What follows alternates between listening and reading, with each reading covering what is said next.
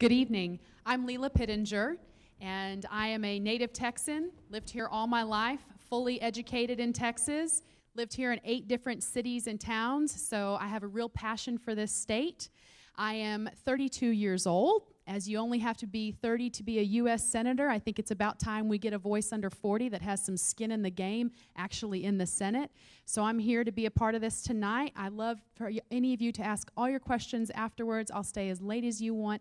Thank you for coming. Thank you for participating. And thank you for the Tea Party group for getting this put together. Game on. Let's get started. Over there, you can have the seat, and I will read you the, that's fine. Don't take my seat. I feel like I'm on the actor's studio, Just you know. okay. You're going to ask me about chocolate milk when I was a child? Okay, question number 1. This is a 2-minute response. And by the way, the questions will be up here in case you need to refer to them. For a long time, Congress and many presidents and courts have ignored or circumvented the Constitution. If you're elected, how will you stop this abuse, and will you do anything to reverse past violations? I agree that that's actually been the case. It hasn't just been the president. It hasn't just been the courts. It hasn't just been Congress. It's been a vast bureaucracy as well who's completely circumvented the Constitution. I believe in starting with repeal. Repeal, repeal, repeal. I do not think we need the vast amount of government we have. I do not think we need 20,000 pieces of legislation proposed each year. So my focus will be on, 1, I will filibuster any bill that creates a new government program. There's nothing out there the government has created that they haven't had to create a second program to deal with the problems that the first one started in the first place. So I would say I'm willing to filibuster any legislation that creates a new government program. 2, I'm willing to actually start a committee if we are able to get everyone on the same page, if we're able to get the election, to investigate every executive order that's been issued since the very first one. There's been over 19,000, and determine the constitutionality of them and whether they need to be repealed in one way or another through legislation. In addition to that, let me make sure I answer all this question. How will you stop this abuse? I believe that we need to have, as a rule in the Senate, every piece of legislation must be able to spell out specifically, as well as line out cases that support whether a piece of legislation is constitutional, and then I think they need to spell out very specifically why they believe it's necessary. Just because you can do something doesn't mean you should. So I think we need to get back to those limits. Okay, question number 2. It's also a 2-minute response. Elected officials seem to have a compelling desire to tweak the capitalistic economy to make it better and fairer for everyone. They only make it worse with the lower income citizens suffering more because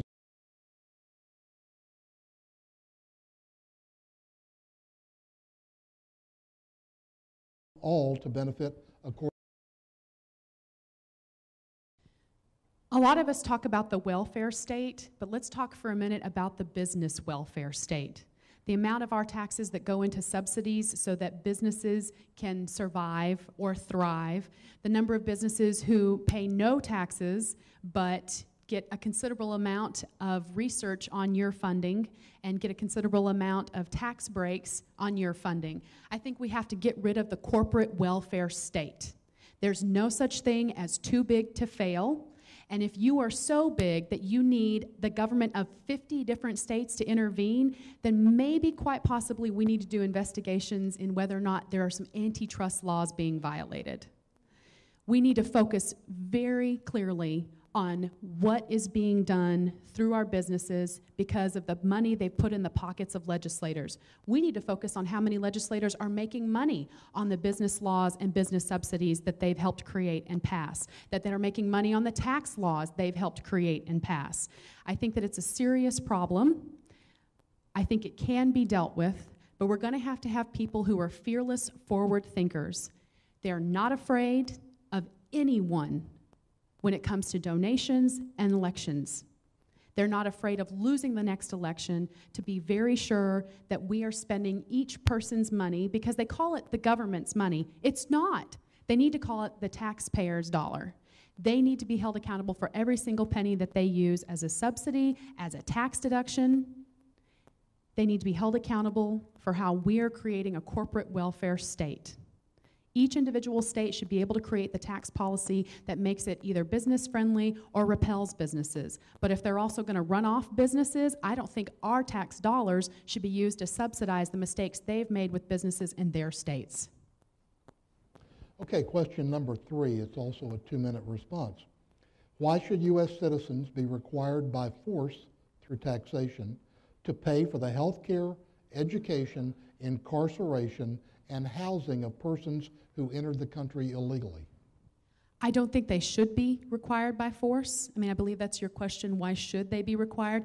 I don't think they should. I mean, first of all, taxation, in my opinion, is stealing. When you take by force what you did not earn, you are stealing. And people can say it's not by force, but you'll be thrown in jail. They'll freeze your accounts. They can freeze your assets if they don't like what you're doing with your taxes. So I disagree with that. I think it's theft.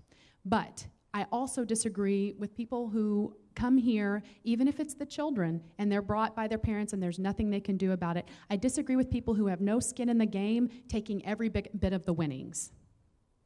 So I believe we need to put an end to that. I believe each individual state needs to determine how they want to spend their money on people who came here illegally. But in the meantime, our federal government needs to do its job securing the borders. You need to quit subsidizing this behavior. You get more of what you subsidize. So I think we need to put an end to that, but I think that we need to use citizenship to determine every penny that you get, whether it's in education or health care. If it's going to be from the taxpayer's dollar, you need to be held accountable to the taxpayer, and you need to be held accountable as one of the taxpayers. You need to have a piece of what you're taking out. You need to make sure you're putting in. Okay, this is question number 4, 2-minute response. America was clearly founded on Judeo-Christian beliefs, yet today we see a constant assault on those beliefs. We also see a politically correct approach to the Islamic faith, refusing to speak the truth of its beliefs. What can be done to level the playing field?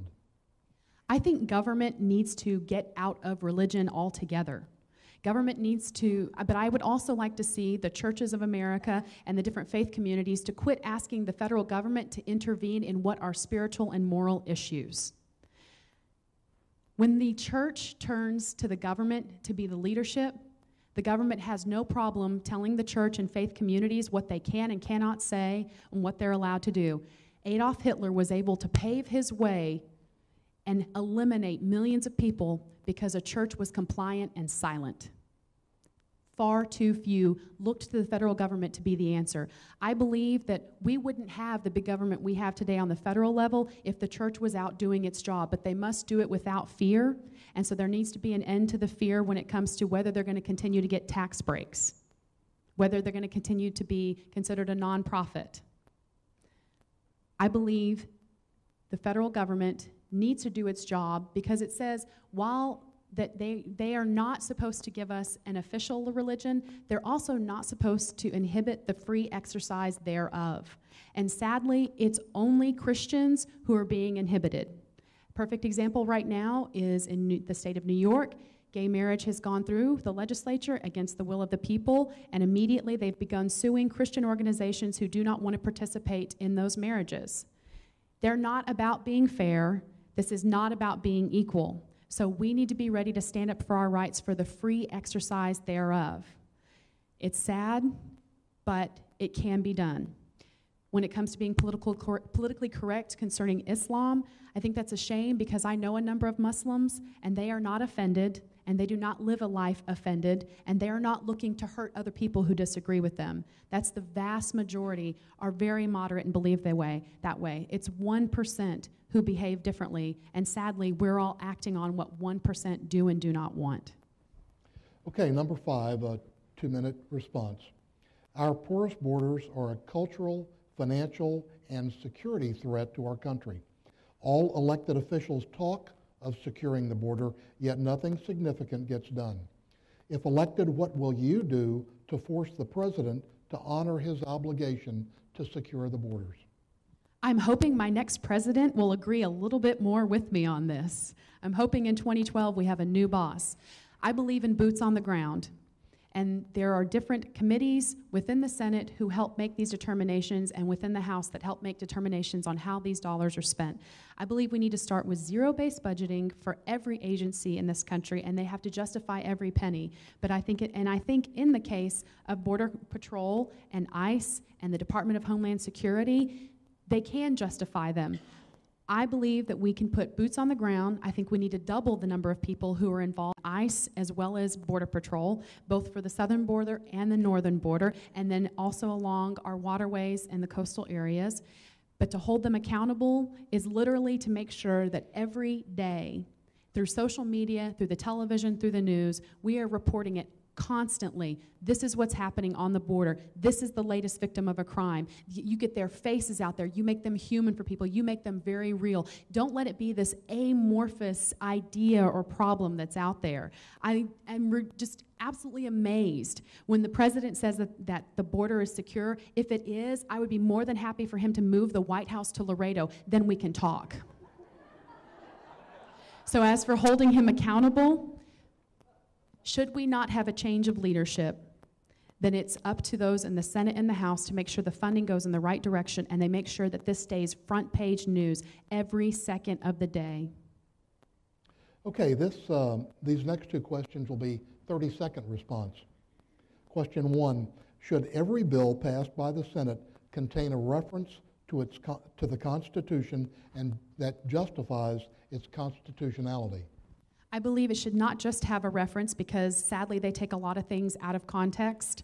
I think it needs to have a full explanation with case law that they can say supports what they're talking about, as well as references to what the founders meant by reading their writings, reading what they had to say about it, their debates, reading what legislators said in the past about that particular issue. Okay, next question, 30 seconds also. Based on recent events in Washington, will you support any action that increases the national debt? As the one who's going to have to pay it off, no, I will not. Quite frankly, much of this debt, not all of it, not a majority, but much of it is what we owe to ourselves within our own government and to the Federal Reserve.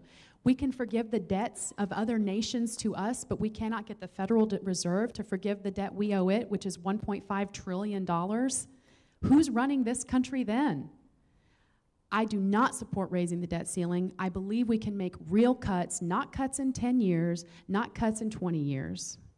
Okay, this next question will be a 2-minute question, and it is for you specifically. On your website, you use the term over-federalization. Can you tell us what you mean, and if elected, what action this calls for on your part?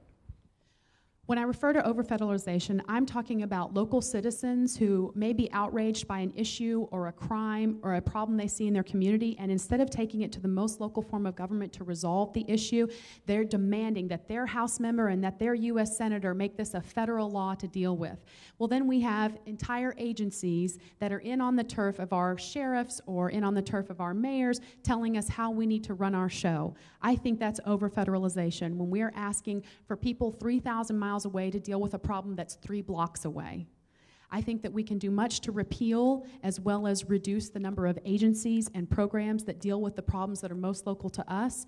When we do that, we need to be ready for us as individuals on the local level to start taking on those problems. It will no longer be the responsibility of an agency or a bureaucracy or someone who parachutes in to deal with the issue and then zips right back on out. It'll be our personal responsibility on a daily basis. That's what I mean by ending over-federalization. Okay, thank you very much. Now you have 2-minute summarization, and I'll move out of your way. Thank you.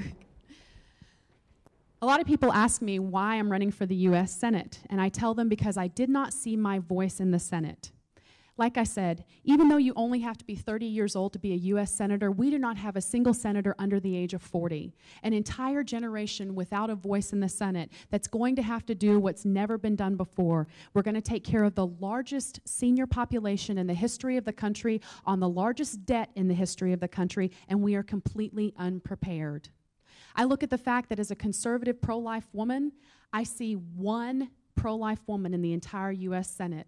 She's also the most conservative member of the U.S. Senate. I have a hard time believing that conservative women are only 1/100th of the voice in this nation. I think it's very important that we get that voice out there and that we take it out and that we charge ahead with it. In this last election, overwhelmingly, it was women who got the Republicans into office. Women who aren't necessarily right-wing or left-wing voters, they are right-thing voters. They want to do the right thing by their families, they want to do the right thing by their country, they want to do the right thing by the rest of the world. Those are the people who put into office, and who put the Republicans into office in 2010. I think it's important we honor their voice and that we give them someone who has their voice in Washington, D.C., at the federal level, in the U.S. Senate. I'm running because I love my state, I love my country, and I don't have time to see whether these folks are going to get it right this time. We have very little time to really restore our nation to the republic that it was and that it can still be. I don't want to see how much longer we have to go before it gets worse, before people want to do more than just exchange words. I'm Lela Petinger. I am running for U.S. Senate. I would love your vote. I would love your support. I would love you to tell everyone you know that I'm running and why I'm running. And I will stay as long as you like to visit afterwards. Thank you very much for your participation. Have a wonderful evening.